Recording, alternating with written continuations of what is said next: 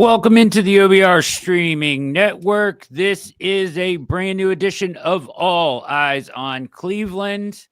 We are blessed this evening to have the one and only Jack Duffin, resident capologist at the OBR, working overtime these days with everything going on with the Browns.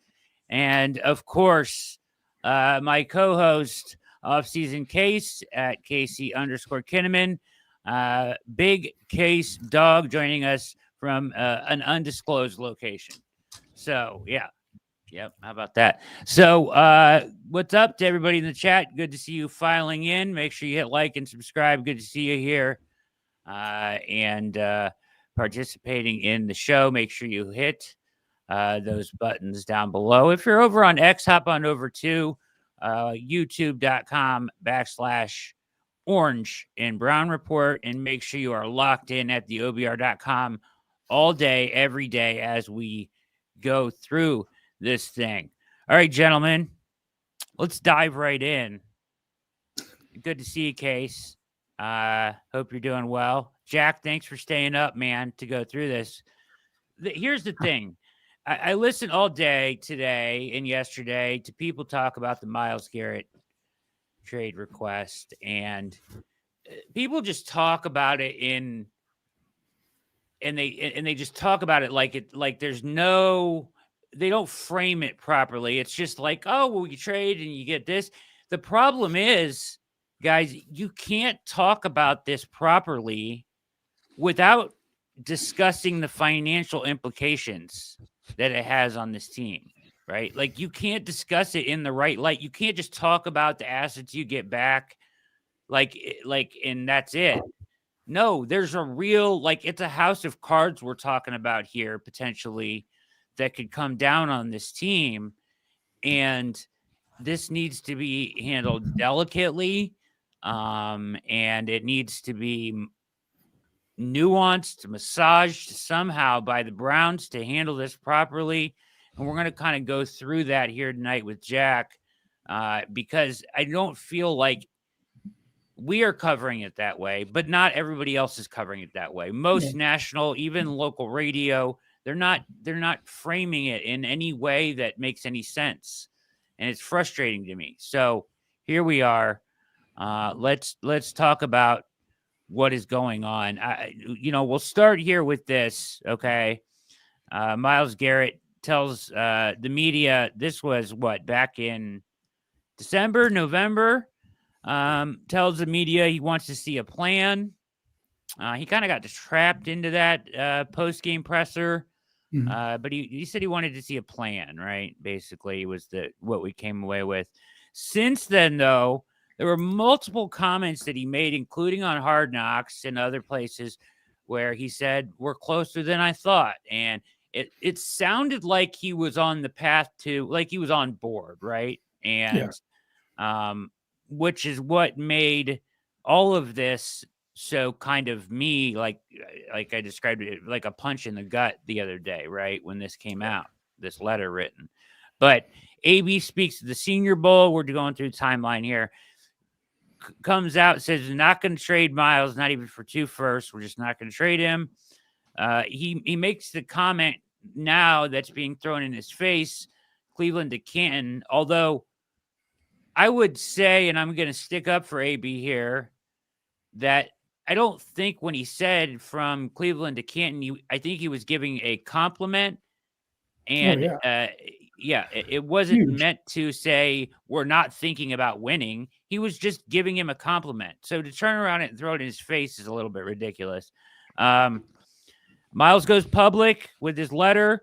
He has since hit Radio Row, Rich Eisen show, and doubled down on all that stuff. He was really kind of wishy-washy even in that interview, though. He didn't sound so confident. He did throw LeBron under the bus and Clutch Sports under the bus in that interview. And here we are. Njoku today pleading him to stay. I have that clip for later. There is also Denzel Ward, who, if you just read the title, it sounds like he's threatening to leave too. But if you actually read the whole article or listen to the sound clip, that was very much taken out of context as well. He repeats he wants to be in Cleveland like 10 times, but he does want to play with Myles. So there's where we are. So as I said before, you can't discuss this stuff without the financial implications. So, Jack, what are the financial implications if the Browns were to trade Myles now? Yeah. So let's start with what his current contract is. His current contract, let me find it, is I'm just going to do slight rounding on some of these before we get into like the $120 on the end or something. But 19.7 million is what his current contract is for this season in terms of salary cap hit. If they were to extend him, let's just start with that. Say the highest paid defensive lineman in the NFL is Nick Bosa at 34 million. Let's go nuts and say they give him 40 million. His cap hit only goes up 5 million because they'll backload a lot of that money. So it goes from 19.7 to maybe 24 mil. Then we've got other options. If they go and trade him, that cap hit goes to 36.2 million. So that's a jump from what's that?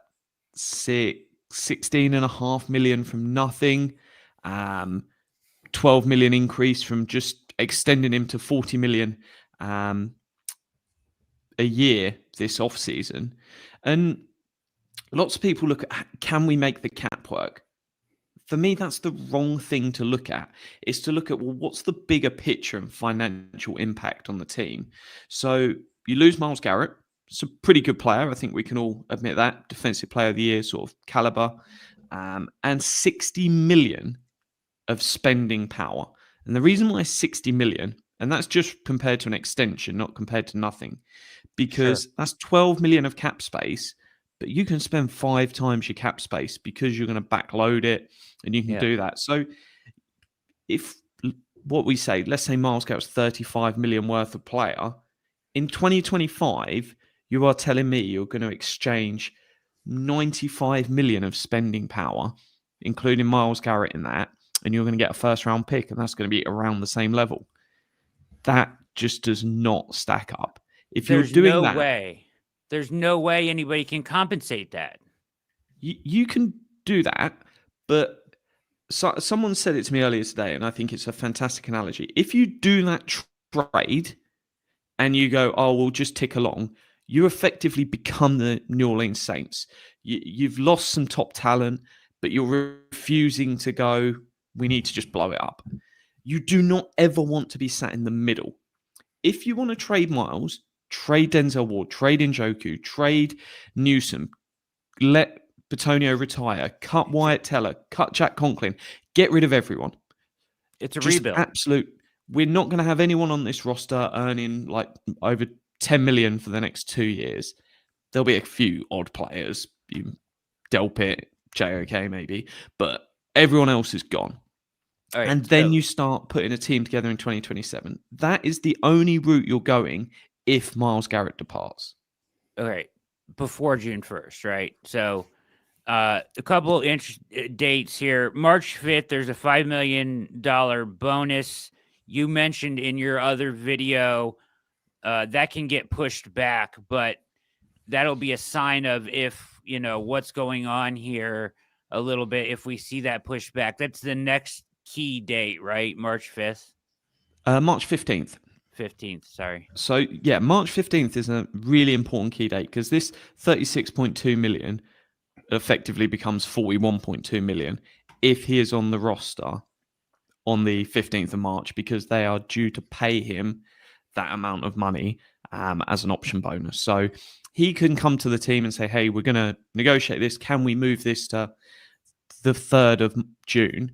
And say to the team, hey, I'm willing to give you this extra window to trade me down the line because I get it can't happen now.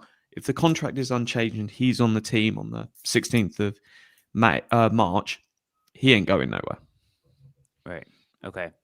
So this is accurate though, right? Trade before June 1st, 36.2 dead comes due and eliminates their ability to really do anything that they have carved out room to do this offseason and plan. This is based off of the restructures in 21, 22, and 23, and 24. So the dilemma here, as well as Todd points out, AB will get fired. Yes, that is the dilemma here, right? Like, so for Andrew Berry, for another, all right. Let me ask you this question, Case. You got a question? Just fire off, okay, man. Gotcha. But why? So I understand why it screws them for 25. Why does it screw them for 26? If you started doing everyone. So if we're talking about, hey, we're going to get rid of Denzel Ward, we're going to cut Jack Conklin, Dalvin Tomlinson, we're going to start cutting all of these guys, that's where you have an impact on 2026 as well, because you're going to have a lot of dead caps split over 2 years, where you effectively do a hard reset. Yeah. Okay. Does it matter? That's a good question here. Can we make a trade that involves, the other team eating some of the dead cap? I don't think you can, because dead cap is money spent already, right? Yeah, so cash will all move to the new team. So what is due in 2025, 2026 moves to whoever he's traded to. Dead cap is what's caused by the money he's been paid in the past. Yeah. Because this money was paid to him, written perfectly on the screen, these 4 previous years, 21 to 24, that can't be moved. It can't be do anything. It's just going to have to stay on the Browns books because it's cash already paid in previous years. Case, you got a question? Well, we always talk about like deadline spurring action, and he makes this announcement when there's nothing that can be done until March 12th, right? So we have from the 12th to what Jack said, the 15th. The 15th is, if they don't move that date back, that is a hard date to where he gets that money, then he's just going to be on the team. Do you anticipate that if that date comes and they're unable to move and he doesn't move that date back, or they can't agree to something, then he's just here? Do you think he just holds out then? He's gonna push it back. It makes sense. The For Browns might not play ball. Involved. Yeah. The Browns might be like, no, we're not willing to have this conversation and move it. We don't even want to open the conversation that you might leave. So they could just shut down and be like, no, we're good. Here's your $5 million, and now you're staying. We're paying this because you're part of our team. Tough. They can play hardball back. I think if you're Myles Garrett, a lot of the reason why it came out now, they knew it's a PR exercise. The only way they can try and force this trade, because they've asked the Browns said no, is to try and build up such a furore in the media that it's trying to push it. Myles Garrett wouldn't usually be doing a 10-minute interview with Eyez, what's his first name? Rich Eisen. Yeah, it's the timing of it. Defensive players in the NFL just do not get that airtime. And there is a reason why this is all done. And lots of the language, Myles Garrett's never seemed like a guy that he seems well-mannered, thinks about things before he says. And lots of that, it was very much a PR exercise, what is going on here, where they know the only way to do this is to build so much furore, craziness, that it's like, you can't do anything but get rid of him. I don't think the Browns are just going to budge. They're going to try this because they've run out of other options. Here's why I think, what makes me think they won't move. And I'll tell. Well, actually, I'll give you a reason why they would budge here in a minute. But let me answer this question in the chat. Is everybody's thinking this? Is there a way that if they feel like they have to trade him, they can trade him and not hard reset? I think there's one way, right? I think you and Pete talked about, I don't even know if you can do it without hard resetting, but let's talk about if they push this out past June 1st, because then the money changes, right? So the same amount comes due, but it's not like a cut. You can't designate a trade past June 1st. However, you can wait out the trade or agree to the trade and wait to execute it until past June 1st, right? That's a little iffy. I don't think you can agree to it, because I think the league is pretty much like, no, That's you've the done same this as before. designating You've it. got to Okay. leave it and then kick off those conversations. You might do it a couple of days early, but if you did it So- early and you said, we're going to sit on this, I think the league would probably be like, nah. You got to keep it quiet at that point then. Yeah. But this is so the money then would split like this, I believe. This is from your article. So trade after June 1st splits into 2 years. You get the 2025 hit of 14.7, 2026 hit of 21.4. At this point, can they still function without a hard reset? For me, it's a limping mess. Limping still a isn't mess. replaced for a swear word. It's just the fact they're going to limp. You turn yourselves into a Saints. It's messy because I wrote an article, came out this morning, well worth going to read, of just what is like a mock free agency if this scenario happens. Yeah. And whereas in the past I'm talking about guys like Chase Young potentially signing for the Browns, he's not going to want to do it. Kirk Cousins is not going to want to sign as a quarterback. All of those people where you're like, oh, I want this guy to come to the Browns, they're just not going to do it because it's going to be seen as, hey, it's a dysfunctional mess around the Browns. Open secret, they're going to trade Myles Garrett. I don't want to go there as a year of my career. And it causes more problems than it's worth. So I just don't see that as, you're not going to be able to put together the roster you're capable of putting together in 2025 if Myles Garrett's here. And so for me, it just doesn't work out because why would free agents sign? You've got no quarterback. Okay. Your superstar defender wants out. Go somewhere else. But could they do it though? Could they functionally, if they had to, let's say they had to make the trade, right? Let's say they had to do it. And your points are valid. Like it would be very difficult to field a team that you wanted to, at least the team they were planning to field this offseason, right? Or the changes that we were looking for them to make become difficult to do. But if this scenario post June 1st, and Barry is trying to hang on to his job, but he feels like he has to trade Myles, so he does it this way. Can he still at least try to field a competitive team this way? Maths-wise, the numbers work, and yeah, you can financially have the budget to field a competitive team. Will you get the free agents you need to do that? I have strong reservations whether you would. Yeah. And I think you're even at a point now where we want to upgrade the wide receiver room, and yeah, people will laugh at the idea of trading for Cooper Kupp, that he's got 20 million on his deal for next year. But if you don't have a quarterback, that might be the only realistic option for the Browns, because you can look at Chris Godwin, T. Higgins. These guys are not going to want to come to Cleveland without a quarterback. Even someone like Allen, slot receiver, used to be with the Bears, was with the Chargers. Keenan Allen.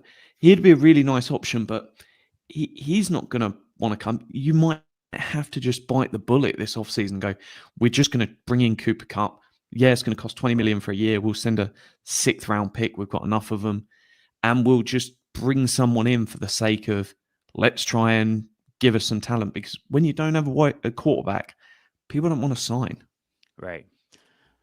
Case? It's hard to wrap my head around this. Yeah. There's no incentive in this for the Browns. None.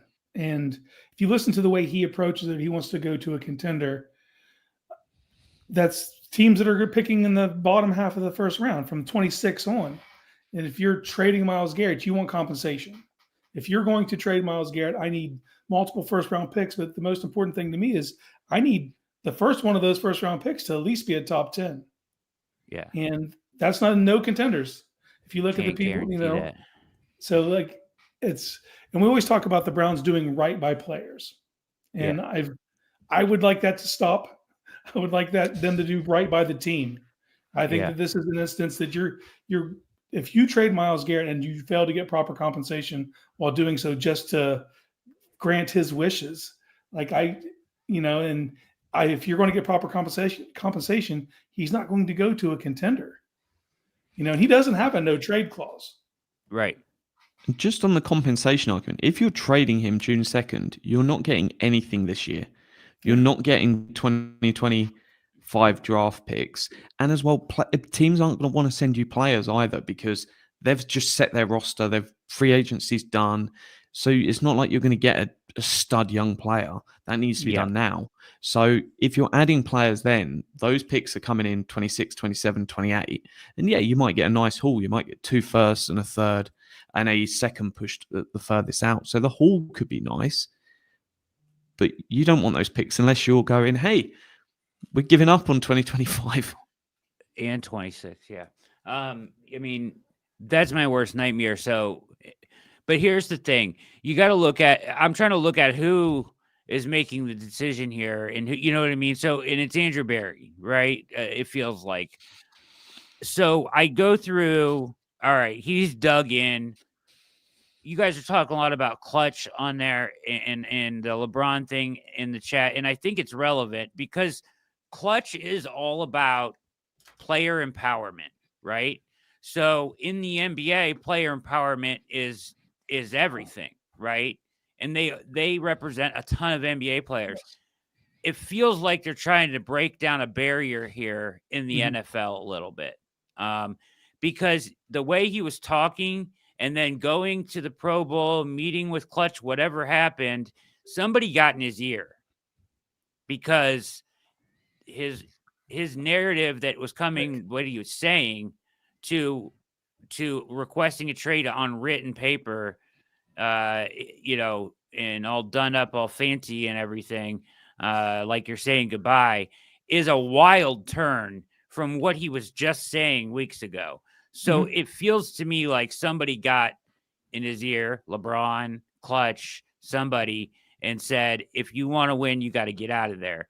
We watched on React, the Fox FS1 show of players, and they were all players on there, and all the players were going, it's about time. He should have been out of there years ago. Good for him. This is the players' attitude towards this, right? They're like, he needs to go win. And the national view of the Browns is much worse than it is up close, right? So, like, it's hard, man. It's hard. The thing for me with AB is this. He can't give in because of job security. He has to win this year. AB can't. That's what it feels like to me. However, what if Jimmy goes to AB and says, this is embarrassing? Like, you know, Myles gets what he wants. Everybody's talking about the dysfunction around the Browns. This is embarrassing. The restart hasn't worked. But I still want you to run this. You have my assurances you won't be fired. Go ahead and move Myles Garrett. If you're going to go that route, get rid of everyone. I know it's a nightmare, but I'm saying, do you believe that's plausible? I don't think Jimmy wants to go through that again, because Andrew Berry and Kevin Stefanski have probably already sat down with him and explained the plan of how they make the playoffs, or at least they're a 9-10 win team next season. So I just don't think he's going to want to change that. He's going to look at Myles, go, hey, we've given you a lot of money, get on with it. I don't see Jimmy wanting to go through that. If this franchise had never gone through it and we didn't have the Sashi era, I think there could be an argument for it. But they are so close to being really good. And I make the argument, let's look at the 52-man roster. Take QB1 out of it. With Myles on the roster, they're easily going to be a top 8 roster next year. Of the 52, forget QB1. And that just leaves me at a point where I'm going, you just keep swinging at quarterback. Bring in a starter that might be good enough to be top 16. Bring in a backup that might be good enough to be top 16. And I would say for those who, Kirk Cousins, Mac Jones, if they don't work out, who cares? Take a swing on quarterback. Maybe it's at 2, maybe it's at 33, maybe it's somewhere in the middle of the first round. Take 3 swings and hopefully one of those guys work it out. But you have a really easy route to be in a top 8, 52-man roster next year. Why am I giving up on that? If we didn't have 4 or 5 of the decent players that are around on the team, I'd probably be near a blow it up. But you've got quite a lot of good young talent. I'm not ready to give up on it.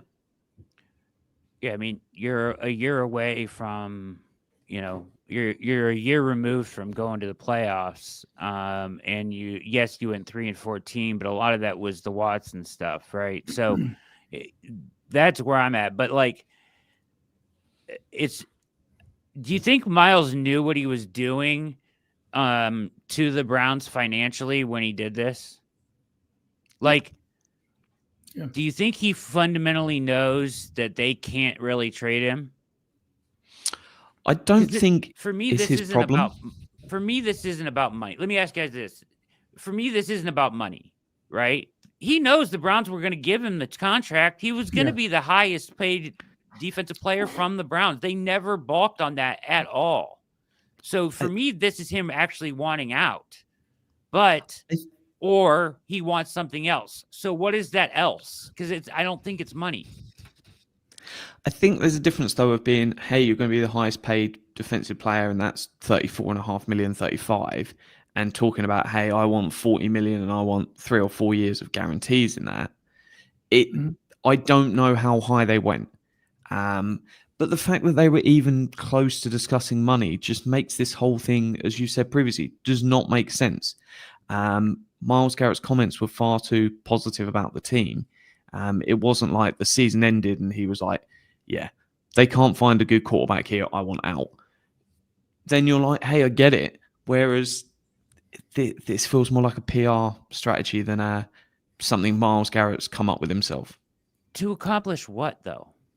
Just a higher payday? Does he want to say? Does he want to say in what goes on in free agency with the quarterback? Does he? I think he wants to be on a team with a top 5 quarterback. Who doesn't? They've probably convinced him that, hey, we can try get this done for you. And they've probably sold him down the river. Don't you think that he can see, like, he sees what we see?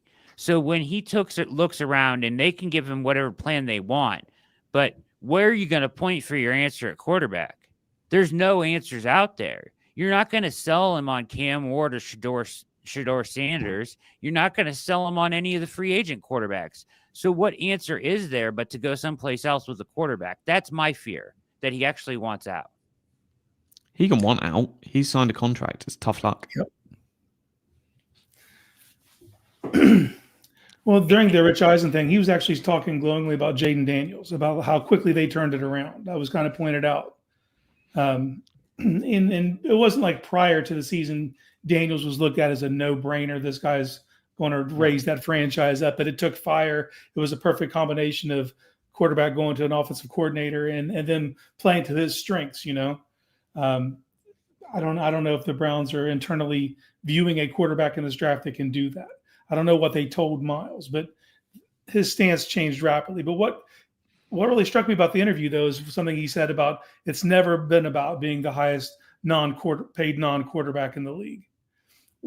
So you're saying that just to get out, but what happens when your contract is up? Are you going to take less money with your next team because it's not about the money? You know what I mean? Like No, that narrative will change pretty quick. And if not, the NFLPA is going to be mad because he's the guy who should set the standard. But somebody at Clutch told him he can have both. Somebody told him he can have both. Yeah. They said you can be the highest paid, non-defensive, highest paid player, non-quarterback. You know what I mean? In the NFL, and you can play for a winner. And he looks around.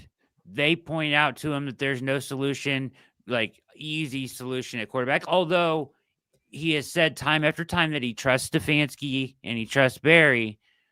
Here comes he's singing a different tune quickly. I'm telling you, somebody got in his ear. Oh yeah, there's no way laid around this that. all out to him. Yeah, and it was planned out because the timing was impeccable for him to then turn around and go on Radio Row, Super Bowl, everybody's meeting. The media is all over the place. They're all in one place for 2 weeks. It just feels calculated. It almost feels like a rebuttal to what Barry did when he took the podium at the Senior Bowl, and because he was asked about it again, and he said the same. That we envisioned Myles going straight from Cleveland to Canton, and he reiterated that exact sentence in his statement. So behind the scenes, if they went to the Browns and they were like, "Yeah, no deal, we're not doing this. You're under contract. We have no plans of moving you. In fact, we want to extend you." And his rebuttals after hearing Andrew speak at the podium is he went public. It's the timing of it that kills me, because there's nothing that you could even do other than what we're doing right now. Just talk about it and get it, and it's going to consume its headlines. And it's during Super Bowl week, so like you said, Radio Row. So what's the topic of conversation? He's going to go, and even every other Browns player who's in New Orleans right now is being asked. All his teammates. He's putting everyone in a terrible position. Actually. Everybody. Yeah, this is nothing like he's done in the past. This is completely like just a completely different route to get to where he's at now, and it's completely out of pocket for him. Something not in his character, and this is definitely something behind the scenes. And with the Pro Bowl just happening too, like the timing of it's wild to me. Yeah, Two things. Yeah, I loved in the Rich Eisen interview. One is when Rich Eisen goes, "Oh, you do know they can send you to a bad team," and Myles like, "Yeah, but I really, really hope they don't." It was paraphrasing basically what he said. And then the final question, it was at least the final question, like the 8-minute clip I watched yesterday, was basically where he went, "Yeah, but what if they don't want to trade you?" And I think Myles had been prepped on lots of questions. I don't think he was expecting that one, because he was kind of like, well, there's not really anything I can do, was kind of the vibe that it was like, there's no answer for him, because it's one that I just don't think they'd prep that into him, because I don't think they were expecting that to come. But you saw from Myles instant, like the look on his face changing. It was like nothing. Yeah. It was like, and they've got 4 years of control, because he's got 2 years under contract. They can franchise tag him twice. He's a free agent in 2029. At that point, it's like he's a high-end edge 2. He's what Khalil Mack is now. Yeah. Does it matter?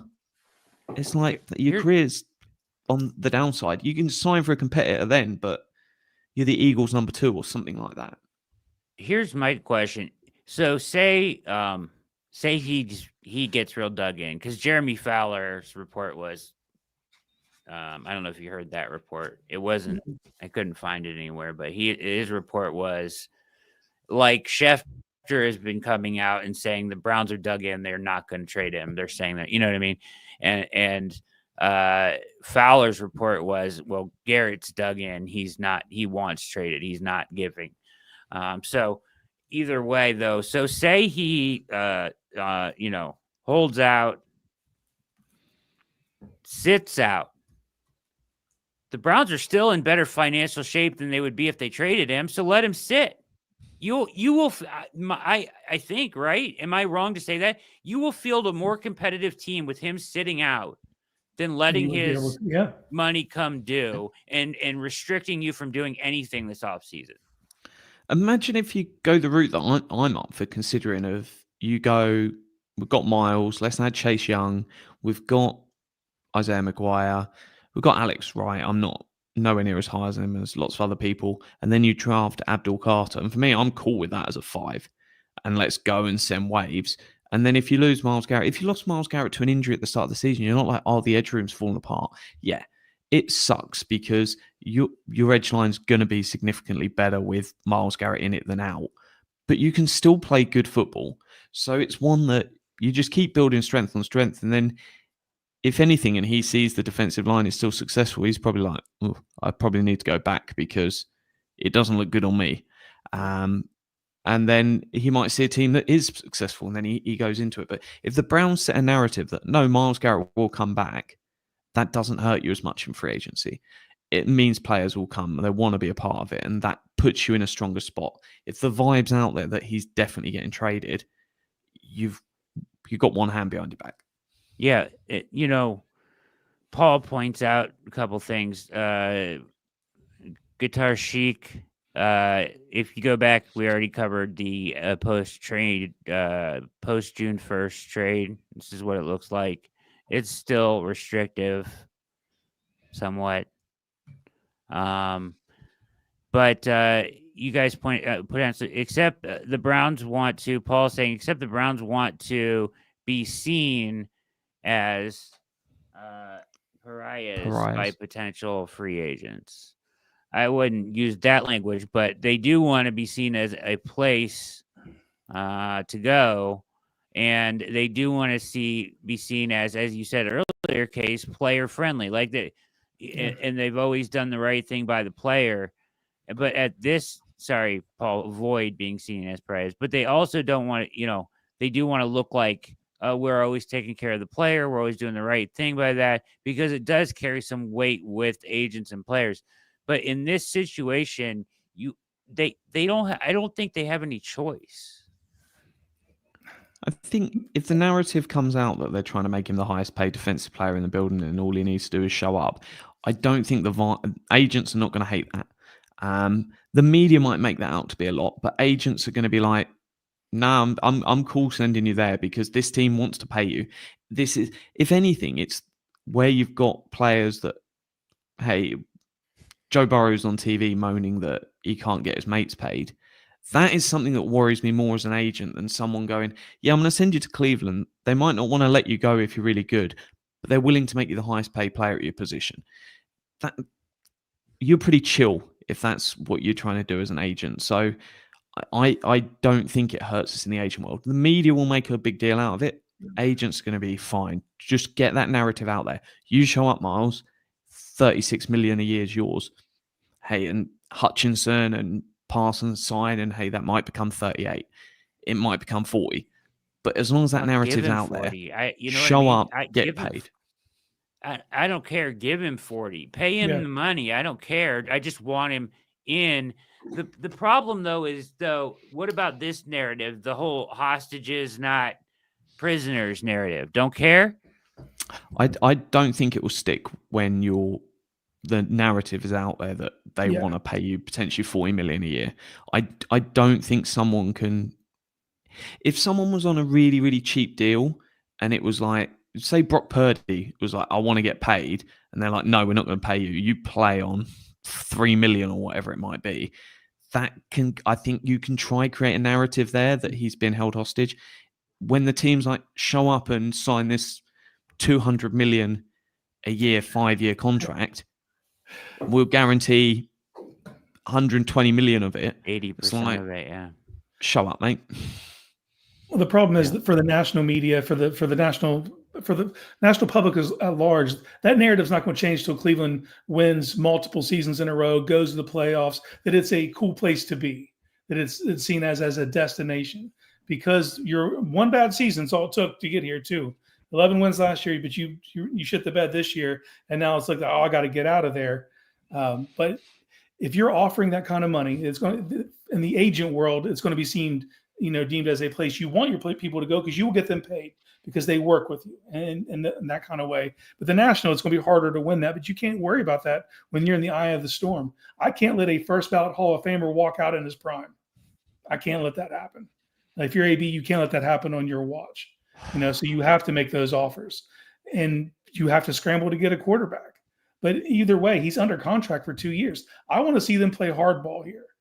I want to see them stick to what they have. And of course you want to extend them because you want to milk this. I mean, he is a first ballot Hall of Famer. He is a player who will be up for DPOY year after year, or at least for the next 3-4 years, so you want to get that under contract. But the bottom line is he's under contract now. So do what you got to do, man. Listen, I'm with you. I just feel like since this thing came out, and you guys, I think you felt that Pete felt differently than about this. He was like kind of the same as you guys, like, don't budge. You ride this out. He'll come back. My fear is that he really, really wants out. Like, he really, really wants out. It's not about the money because the Browns were going to make him the highest paid player. So I don't think it is about, $2 million higher from 36 to 38. I don't think it's about that for him. I really think he actually wants out. I don't think you draft a letter like that, basically saying goodbye, unless you mean business. Now, does he get that in the end? I don't know, but it does. Like, the timing of it could not be worse for the Browns. It just complicates everything that they're trying to accomplish in this offseason. Yes. And for him to basically say what they're planning isn't good enough to win.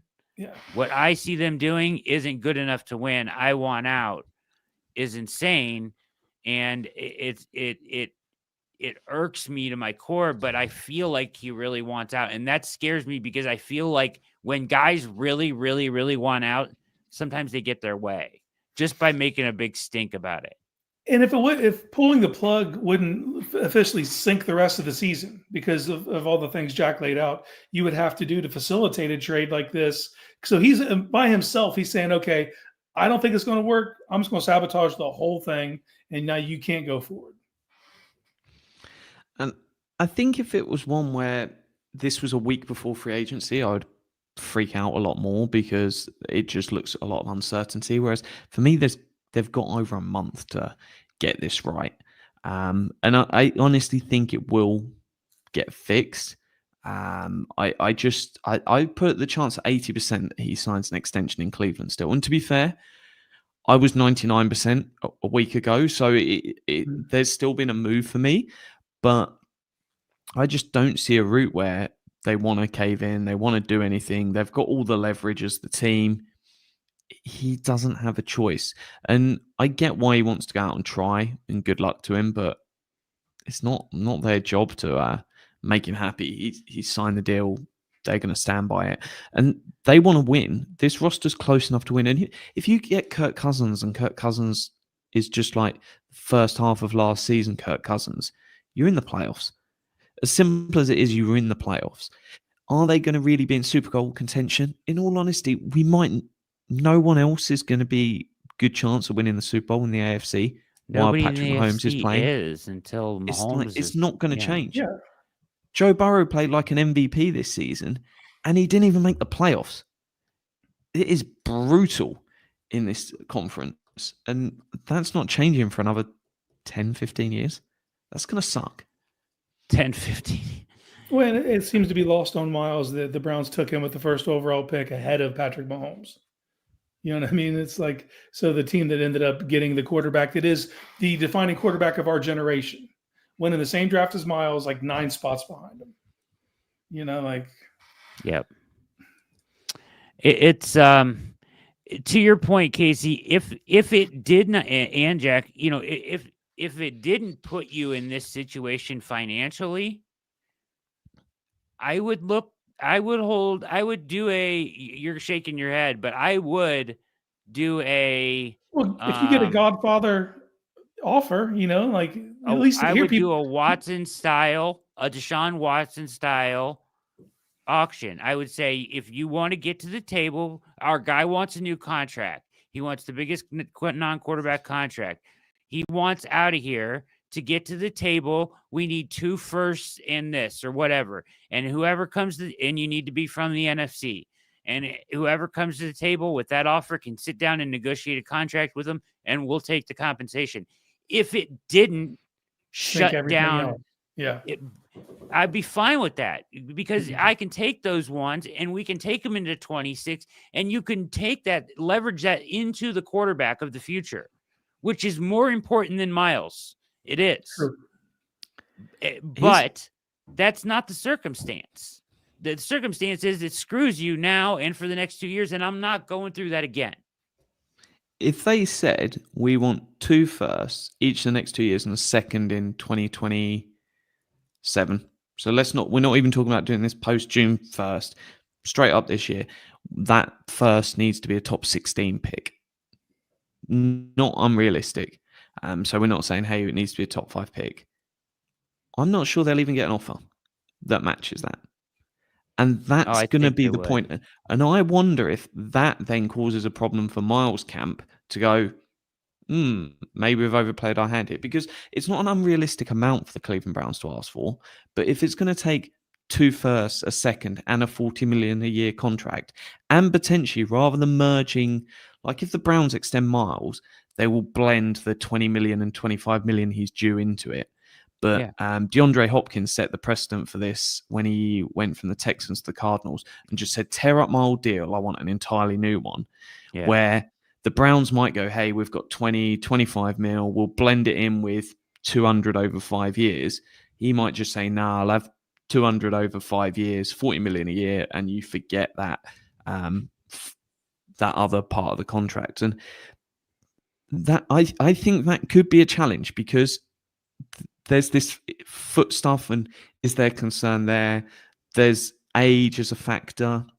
And if you're a team that the teams he wants to go to aren't going to be able to get into the top 16 without having to trade 2 first to get up there. So he might then suddenly look at it and go, look, I don't think it's unrealistic to get 2 firsts and a second. But no one might want to make that offer. And that then leaves Myles Garrett's camp with the problem of Browns going, look, we're willing to facilitate this. You've got to go find out and trade partner. Oh, no one wants to match what we consider a fair price. Myles, you're not as good as you think in terms of what your market value is. Yeah. And that's tough. I mean, the point, he's an all-world player, and he's so special of a player, and he's a walk-in Hall of Famer, and he's all those things. But the fact of the matter is, in football, you can't do it with one player. It's not like LeBron. Just adding an edge, you need to have a team assembled already. You can't take Myles Garrett and put him on a below 500 team, and all of a sudden they win 10 games. That only happens at the quarterback position. Sorry. And so that's just the way it is. I mean, he was a part of the 3-14 team last year. You know what I mean? It's not good enough to move the meter that far. So in football, this is not basketball, and that's what Clutch is acting like. This is basketball. Exactly. And the other comments always are, I want this many first rounders. And there's a big difference between getting the Raiders pick in number 6 and getting 29 the and 5. Eagles. Are you kidding me? The Eagles picks. And it's like, you can get 3 first rounders off the Eagles, but that's basically like getting second rounders off some other teams. It's like, you're just not getting enough value off those. And it's when it really breaks that down of like, well, what are you actually getting? Because you can't really use the Eagles picks to trade up for a quarterback next year. You can't. And if you want a quarterback, you better tank him, because that's the route to go. So it leaves a tough question. Every single part of this just doesn't make sense for Myles to get traded. If Myles just wanted out, you could send him somewhere. You could send him to the Jets potentially. You could send him to a piss poor team. But that's not what Myles wants. Myles wants to go to a place that he's going to get all this money, and it's like, that's not on the table. But what if you just tell him,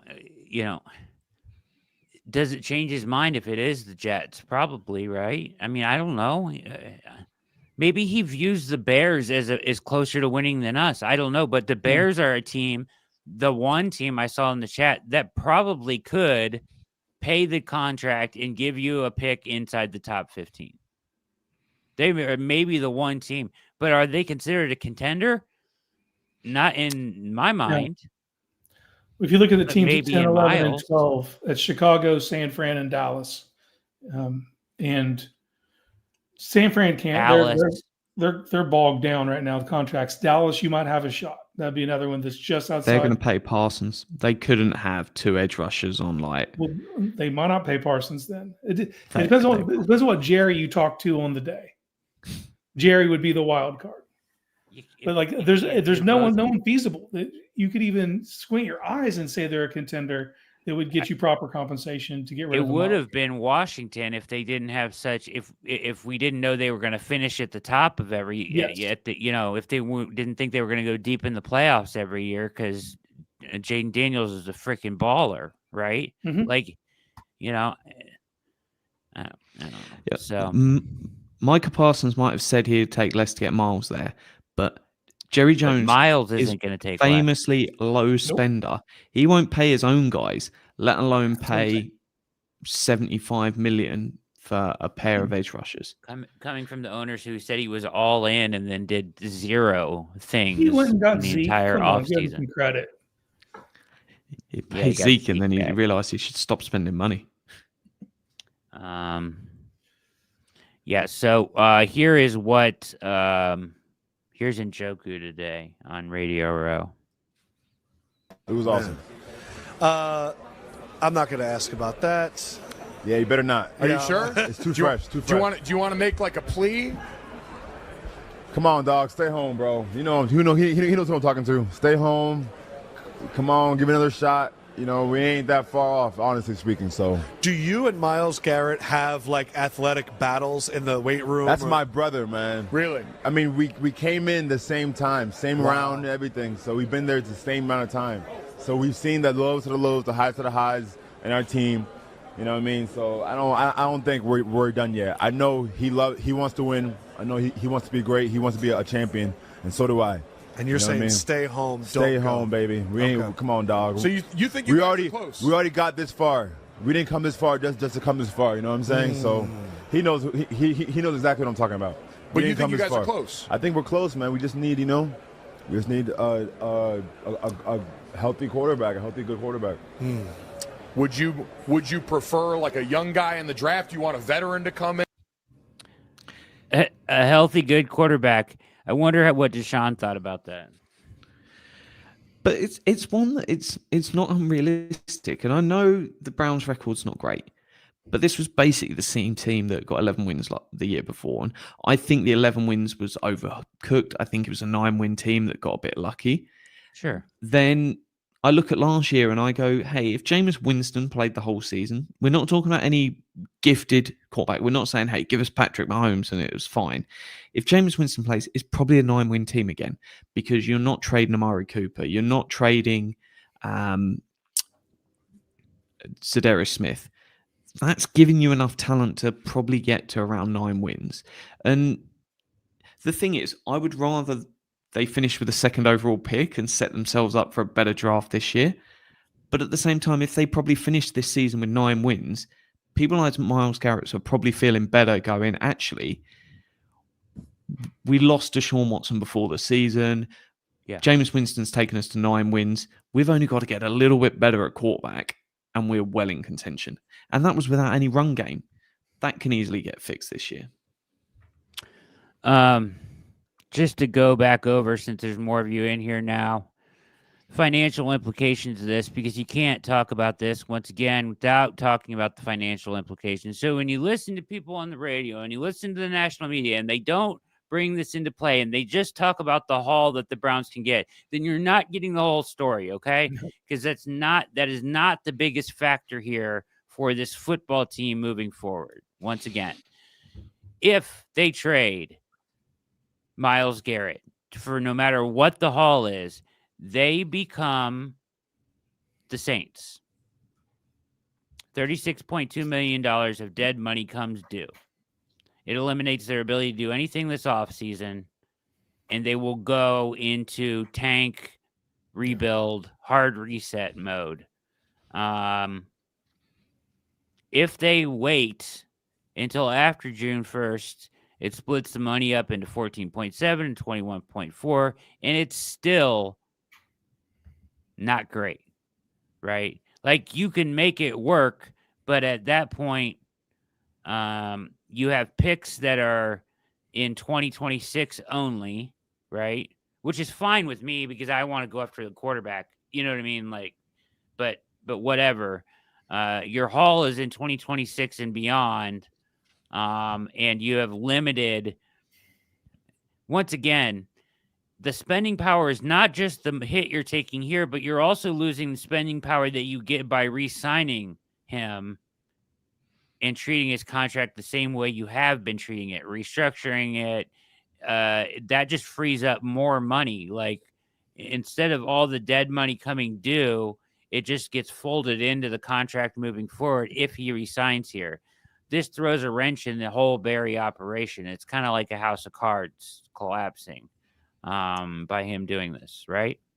Yeah, the difference between extending Myles Garrett and the difference between extending Myles Garrett and trading Myles Garrett is roughly 60 million of 2025 spending power. Because that's 12 million lost in salary cap space. You can spend that 5 times over. So that is a significant sum, plus you're losing Myles Garrett. That 60 million isn't spent to do anything else. You're losing 60 million and Myles Garrett. Even if you get a pick back, that's not going to change it. You can get a couple of picks back. Not going to change it. If you want to make the case of full-blown rebuild, tear it down and watch through from behind the sofa for 2 years because the Browns are bad, you can do that. But then it's not as simple as some people go, oh, let's just wait off and we'll see what happens in 2027. If you have got rid of all the veterans off the team, you're going to have a load of young guys rolling into that 2027 season because, hey, we've got looked like an okay draft last year, a nice draft maybe in 25, 26, 27. So you've got 4 years of rookie contract players, but then you've got to go fill it with free agents that you don't want to be finding all your talent in free agency. It's what happened after the tank job Sashi Brown did. You still need a couple extra years to start extending your own guys rather than relying on bringing in a load of free agents, because free agents are good for plugging holes. You don't find answers in free agency that are you really can't build good with free agents. Yeah. No. They're meant for The Jags will finishing tell you your that. roster, not building it. So, Yep. Yeah, I get some of your guys' points here, but I mean, if Fumble said the difference between 2025 and 26 will be covered by the increase in the cap, right? Jack ? No, because that's set aside for Watson's deal, basically, right? If you start gutting all of these guys, say Joel Bitonio retires post June 1st retirement, you're getting rid of Wyatt Teller post June 1st there. Maybe you get rid of Dalvin Tomlinson post June 1st there. You've got a lot of massive cap hits that are dropping in 2026. So you can't start. That increase is 8%. It's not even going to touch the sides.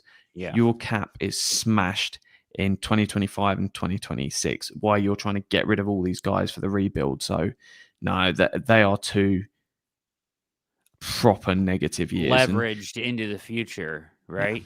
They're over leveraged into the future, and it took one guy doing this. Now it hasn't happened yet, but it's why they can't back down, because it will start a domino effect of, every guy that you have to get rid of that's paid out in, you took him and converted his contract into a bonus and put void years on his deal.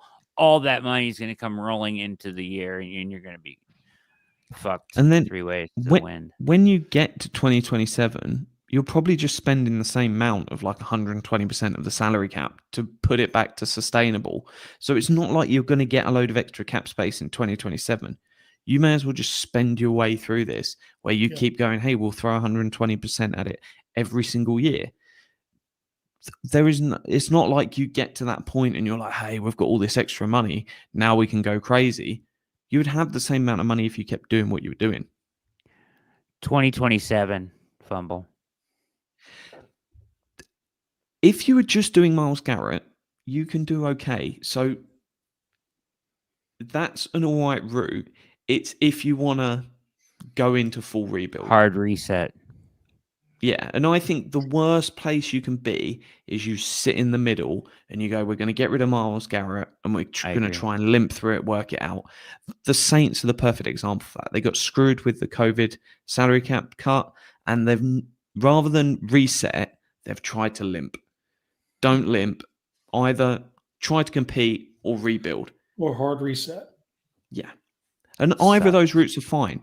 For me, it comes down to an individual and personal decision. No. Do you that route think is not fine? There's nothing fine about a hard reset. It's better than a limp?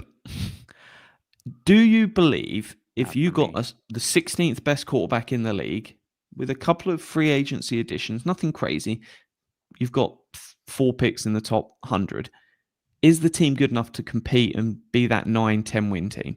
If you genuinely do not believe this roster is good enough with a couple of additions and 16th best quarterback in the league to make the playoffs, reset it, because the whole thing's doomed. You genuinely don't believe Ward and all these guys are good enough, throw the baby out with the bathwater.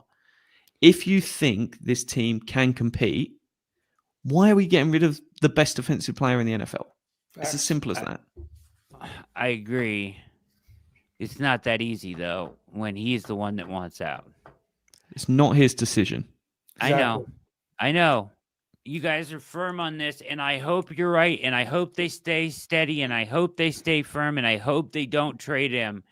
But this is just the beginning of this story. This is going to go on into March. Here's my thing, and Pete made a really good point of this. When they get to free agency, right, and see he's not traded, if they are spending like they're going to compete, then we know they're not budging. They can't. So they should do that. And Yes. at that point, he'll know. He'll Sends know a he's shot not across going the bow anywhere. right there. And then he has a decision to make. I'm either coming back to play with all the guys that he just signed and added, or I'm going to go sit at home, not get a new deal. You know what I mean? You kind of hamstring him there if you are aggressive in free agency, right?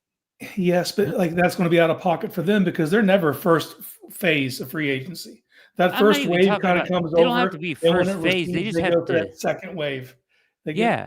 They've never been the first guys over the beach. You know what I mean? To get the people. They don't have to. They don't have to be that though. I'm saying they just have to be themselves and spend like the amount that $36 million will crash down. It will eliminate their ability to operate at all in free agency. So if they do anything in free agency to make Yeah, this it team shows you. better, they're not moving him, right? Yeah. Am I right, Jack? Yeah, they're certainly not moving him until June 2nd. So it's one that I think they will come out and spend. As Casey said, they're not blowing like 20 million on several guys, but No. I think it's like 5 or 6 players in the entire Andrew Berry era they've spent double digits on in free agency that haven't been like, I'm not saying counting like Zadarius Smith, which was a re-signing. I know free agency had technically started, but he was just re-signed. But if we look at it, you've had like Jack Conklin initially, Austin Hooper, John Johnson, double digits, Dalvin Tomlinson. Mm-hmm. I think there might be one more, but that's it over the entire time of Andrew Berry, which is nuts that he's barely invested because it's not how they do things. They love spending that middle tier. 5-6 million guys happily do that. Then they're not big spenders. Well, we got you here, Jax. Dalvin Tomlinson, does he do anything this year? Has he got any guarantees on the books? He's got no guarantees, but I feel really good about that defensive tackle room. I think it's come along nicely. Like, part of me is like, hey, if I can get DJ Jones at roughly the same price, I'm a bit tempted. But no, I think you're looking at running that back. You've got Dalvin Tomlinson. You've got Shelby Harris continues to just be need to run them back. So good. You've got Hall. Briggs has looked quite good. Draft a guy, and even Sam Kamara had a really nice finish to the end of the season. He's not going to be anything, but if you miss Hall for the first 4 games, I'm not upset throwing Kamara in and going, hey, have 25% of snaps, work it out. Let alone the deep defensive tackle class that they have in this draft. I mean, you might have a guy there. Speaking That's of why I Shelby wanted This Harris, is Shelby Harris, and you're listening to All Eyes on Cleveland. Snuck it in there. And Sorry. you throw another room in that. Linebackers, I'm not, as long as JOK's healthy, I'm not spending anything on linebacker. Linebacker room's great. We've got several position rooms where you like, just run it back. Maybe add someone in the draft, but in terms of free agency, just run it back. you guys want to take a look at my mock draft before we go? I do. You got to go. You got to go to bed, Jack. At some point, I don't mind ruining my sleep pattern this week because on Sunday I have to stay up until like 4 a.m. So we may as well roll with it. All right, let's look at my mock draft real quick. You see my mock draft?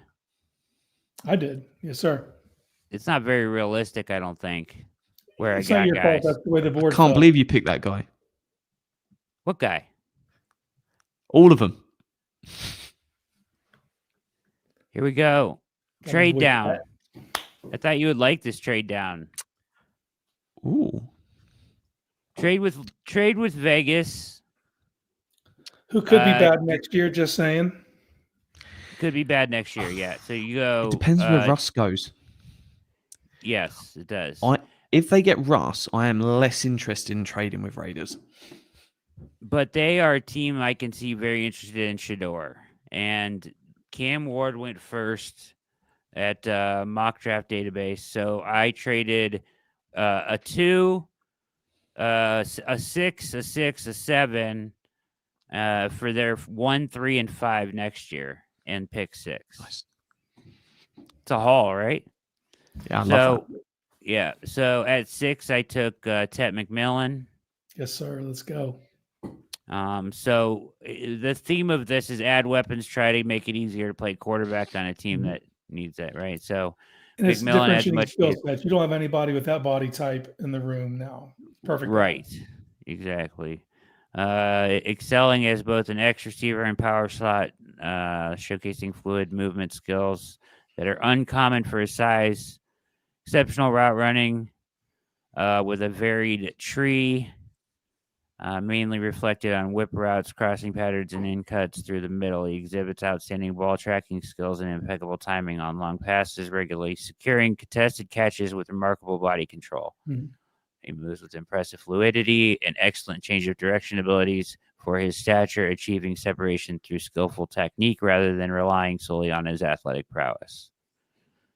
Tet McMillan. 6'5", 212. Add him to your wide receiver room. I'm feeling good about it, right? Yep. All right. Next up, can you guys see this right now? Yes, sir. Okay. All right. Mike Green at 33. I don't think there's any way in hell that Mike Green will be at 33.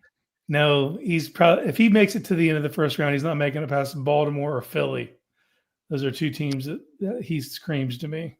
Yeah. So freakish athlete can immediately impact their pass rush. His clip of him destroying opposing offensive tackle went viral at the Senior Bowl.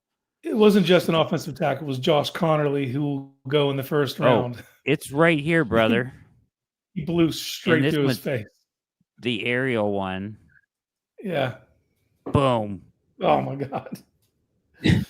Well, that's just very interesting to me because, like, the whole question around Green was, we know you got the bend. We know you're a freakish athlete. Can you play with power against bigger D1 guys? You played at Marshall, but against the tip of the spear offensive tackles, can you do that?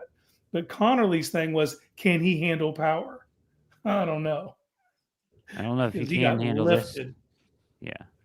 It wasn't a natural position, though. They had Connerly playing right tackle. He's a left tackle by trade, but that was brutal. And on the next rep, Connerly held his own, but the damage was done. Yeah. I think Green just left after this rep. that was like his Clowney moment. You know what I mean? When Clowney blew up Michigan, you're going to see that on repeat right there. He just walked out of the Senior Bowl and I'm done here.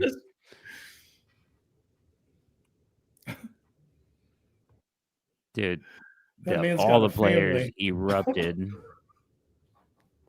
Yeah, so we like him, or I like him for that reason, but also because he can start as a specialized edge rusher who excels with quickness, flexibility, polished hand techniques. On the perimeter, he exhibits impressive pass rush abilities highlighted by as an explosive first step, excellent ankle flexion, and well-timed counter moves. His foundation and special teams ensures immediate impact while continuing to grow and improve, which is huge. 6'4", 248 from Marshall. One more time. Gotcha. Oosh. All right. There's no way this guy's at 67, right? Gray's able. I feel like he's going to go in round 2. He's just too versatile. Yeah. North Dakota State, 6'6", 305. He's a good player, right? Very good player. He handled business. I didn't see him lose a rep, and he took the most reps out of anyone there because he was playing all 3 positions. He was playing both guard, center. So every time he turned around, he was getting a one-on-one rep and winning. He's going to play guard though, right? Unless he goes to a team that needs center, he can. He can't play tackle. His best position is a guard, in my opinion. Yeah, Zabel has the essential characteristics of an NFL tackle prospect, but I put up here he's probably better as a guard, showcasing polished technical skills, superior mobility for the role. A natural knee bender. He consistently showcases excellent pad level leverage. Even with his height, he excels in executing double teams, down blocks, and impressive efficiency. What are you going to say? If they add him, I think it's probably as a center, unless they're going to move Zinter to center, because I just don't see them carrying a 10th offensive lineman. So if the plans for Zinter to be guard 3, he's probably got to jump in at center, or they've got to move Zinter across. So yeah. And hey, if you grab a guy at 67 and he's just center for 8-10 years, it's hardly the worst thing in the world. I don't like doing that in the top 2 rounds. I'm less worried in the 3rd round. It's not ideal, but it's fine. Is he too tall to play center? Centers aren't usually 6'6", are they? Pochich is. Is he? He's huge for a center.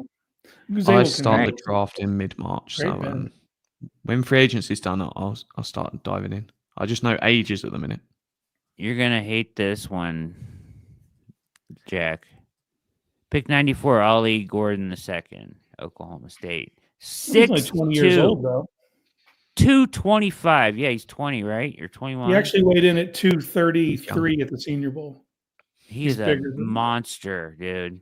He's so big. I wanted to get a smaller, quicker back, but I felt like he was the best option where we were.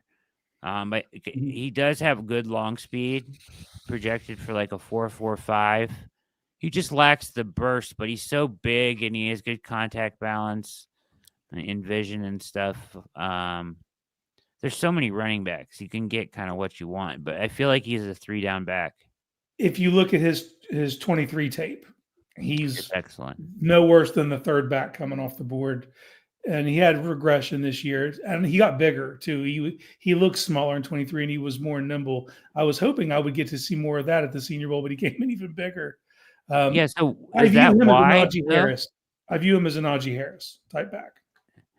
Okay, well, I don't like him that much then if he's Najee, but I like what I saw from him in his college film, his 23 film especially. Why do you think he got worse from 23 to 24?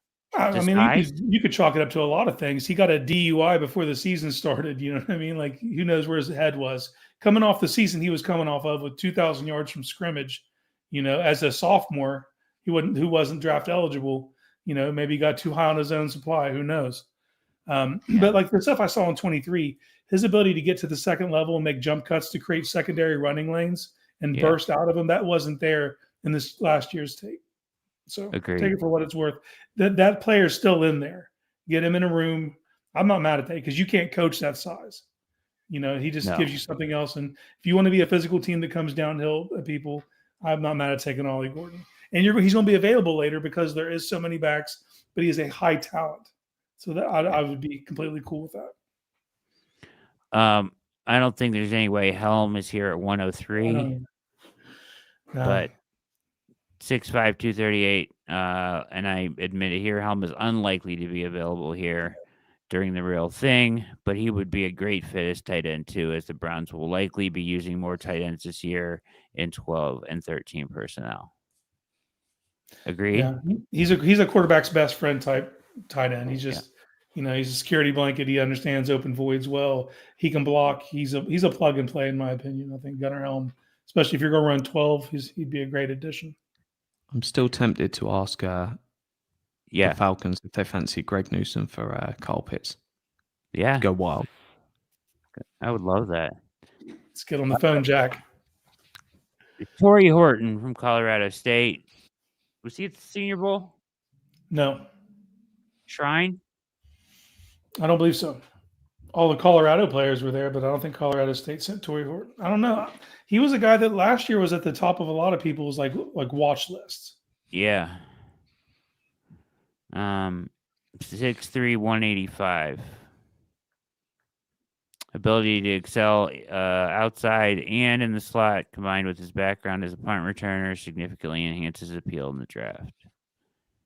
Despite his slender frame, his dedication and drive indicate that he possesses the potential to evolve into a dependable NFL receiver. We're in the 6th round here, so yeah, let's go. Great. Yeah, this next guy is going to be about Well, he'll already have turned 25 by the time by the time the season begins, apparently. Don't care. 6th round. It's the 6th round. Chase Lunt.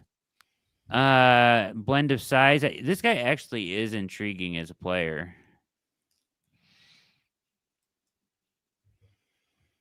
He's a big boy. Mm-hmm. It's a good climb. Yeah. Good athleticism. Finisher. Now, he played in Granddad. Connecticut, but you Fred could put Gretham's younger.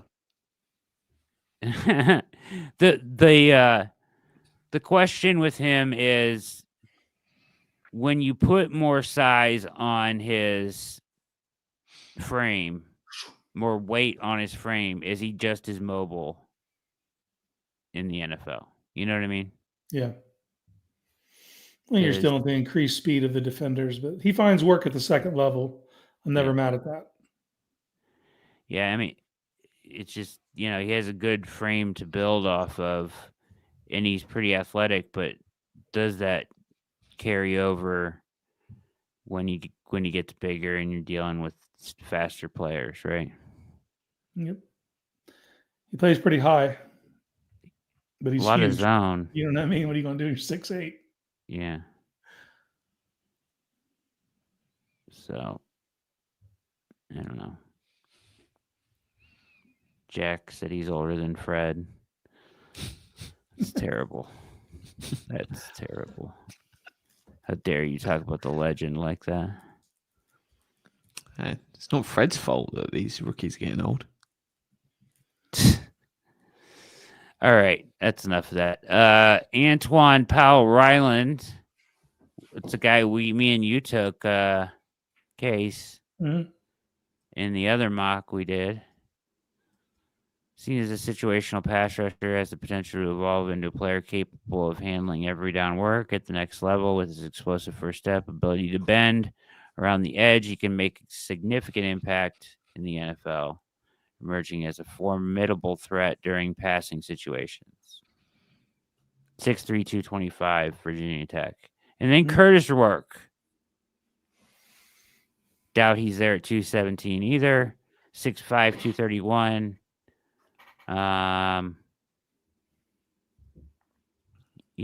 He's a camp arm at the very least.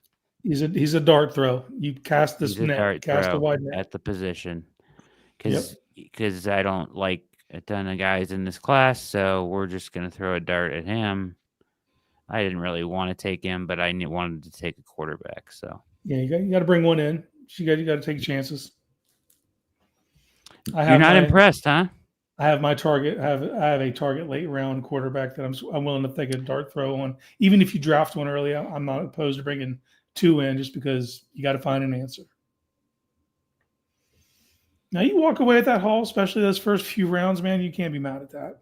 Like if you snag Tet McMillan and Mike Green, dude, right there, you're paying house money for me after that. Yeah, that's kind of what I was thinking. That and Zabel can play right away. Helm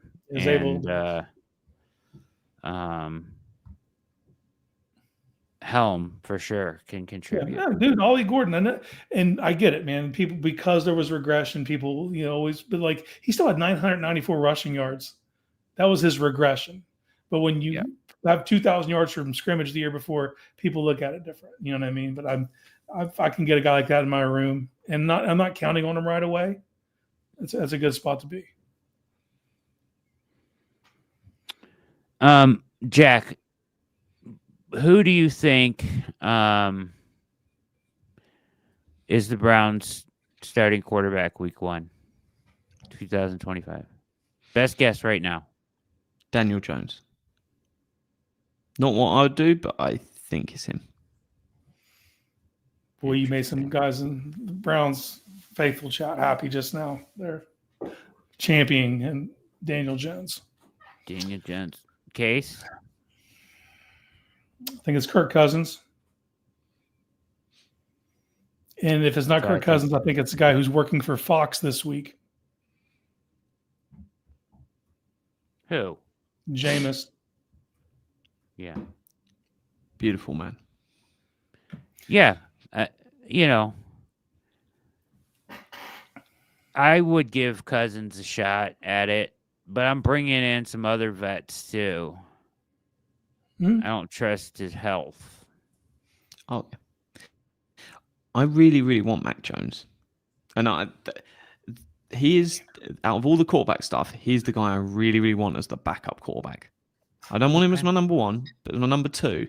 That rookie year was really good, like really good. He was a top 16 quarterback that year, and it looked like they had found the next Kirk Cousins when they picked him. Of not so much style of play, but he wasn't. It's not special. He's not going to be the best quarterback in the league. To be fair, he's got a beer belly and smokes cigars.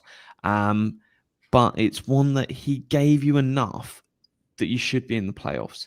And when you've got a quarterback like that on a rookie deal, you should be able to compete. And it was one when the team fell apart and the Patriots team did fall apart completely, that everything went wrong. And he's not one that he's going to elevate the talent around him, but you've got the right scheme. Kevin Stefanski has elevated all these quarterbacks. Baker, Brissett, Flacco, Jameis. They've all looked really good. So why not bring him in as a second choice? And if we might get to the end of the preseason, we might know that Kirk Cousins is washed. And if he's washed, we've lost $1 million. Get rid of him and bring someone else in. And yeah, if we go into the season, I don't know. People like Jackson Dart. Quite frankly, I've not spent a minute yet looking at the draft prospects in the I can't believe quarterback of any position. That. But if you've got those three and you roll in with Kirk Cousins, Mac Jones, and Jackson Dart, whoever, Shadur, I don't really care. That gives you three legitimate options to get an average quarterback play year one. Philly, do you like Shadur? Or you just see the breadcrumbs? Do you see any breadcrumbs to Shadur? Zagura said nice things about him yesterday. Yeah, that's one Yeah, but it's all the other yeah. stuff. It's all the relationship with Shermer and Stefan, stuff that Philly's pointed out before. That those would be breadcrumbs if you wanted to connect those dots. I'm not making that much out of the coaching thing. I think he was going to be the quarterback's coach either way. You don't like him? Okay.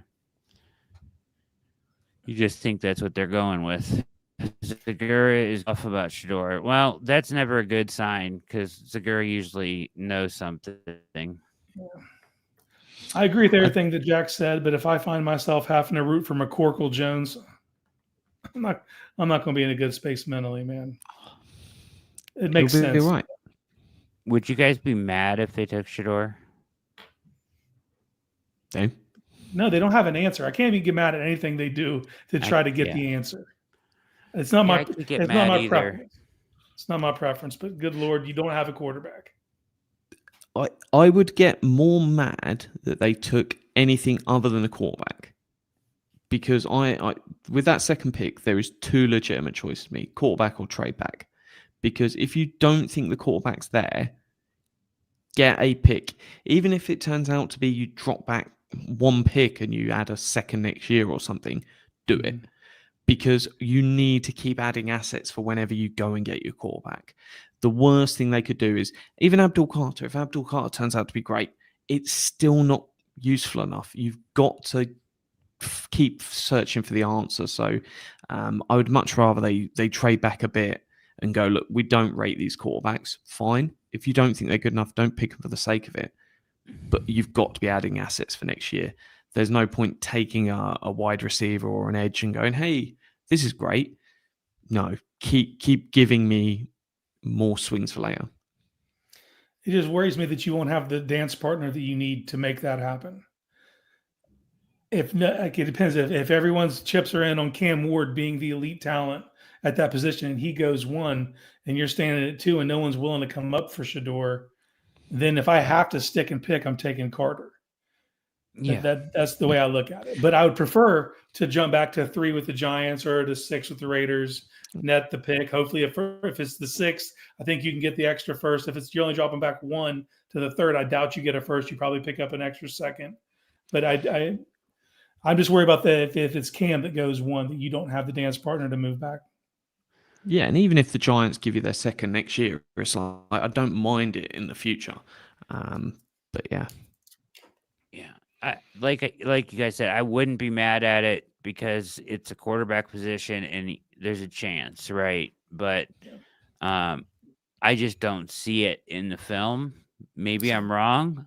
People have been wrong before, so I've been wrong before. Cam Ward scares me too. I don't like either of them a ton, but if they are sold enough to take one there, that's fine. I don't think you can, but I would prefer they do something else. It's have a plan. It's just have a plan. Like if that's the player, you better have a plan for that player. That's all it comes down to for me.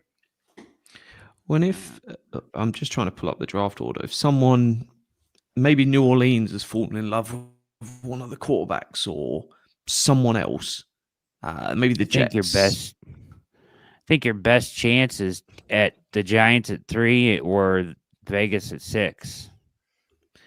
It depends. If they convince themselves that they want Jackson Dart, they could go, actually, let's try and drop down to about the 10th pick, get a much bigger trade haul if someone's desperate to jump up, and then swing there.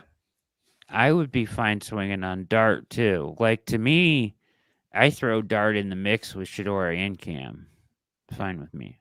If they love him, they could easily take him at 2, which seems mad to people now. That would be crazy. If you get nearer the draft and other teams start going wilder in post-combine, these guys can jump up and just be in that conversation. So we'll know a lot more post-combine, because that's when the people in the buildings with teams get drunk with the people in the media, and all of the rumors start. And it all just comes because they're all intoxicated together and can't stop talking. But that's when the draft gets a lot more interesting for me. Well said. And with that, we're going to get out of here. All eyes on Cleveland. Jack Duffin breaking things down, the financial aspects of everything Cleveland Browns that you need to know this week because of Myles Garrett. Stupid trade request. Appreciate you guys sticking around, participating in the show. Tried to get to most of your questions. Offseason Case, thanks for getting to us here. I know you're out of town, on the move, and I appreciate you making the show anyway. So, well, I got to shout out my 10-year-old niece Raven, who allowed me to use her room for the show tonight. So all praise to Raven. Thank you, Raven. We appreciate you and your dedication to the show. Keep it locked at the OBR. Go over there, get a membership, become a VIP member, get a load of all of the inside information. You're going to want it this offseason, ladies and gentlemen. It's going to be a wild one. So keep it locked for everything that Jack is doing, Casey Kinnaman, and everybody else over at the OBR. We're going to get out of here. Have a wonderful Thursday night. For Jack, for Casey, my name is Brad. We are out.